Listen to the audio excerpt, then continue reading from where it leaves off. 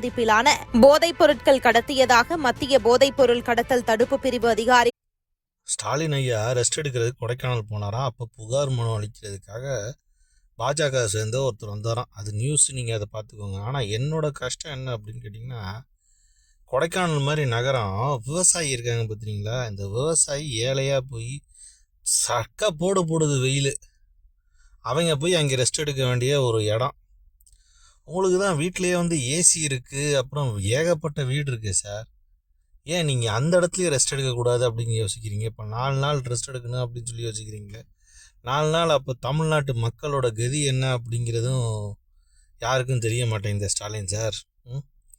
இது நீங்கள் அங்கெல்லாம் போனீங்கன்னா செக்யூரிட்டி வந்து ரொம்ப பலமாக இருக்கும். சாதாரண விவசாயிலாம் போய் அங்கே ரெஸ்ட் எடுக்க முடியுமா? நீங்கள் போகிற இந்த நாளில் கொஞ்சம் கூட யோசிக்க மாட்டேங்கிறீங்க. பணக்காரன் மட்டும்தான் வாழணும், ஏழை வாழவே கூடாது. அதில் கன்ஃபார்ம்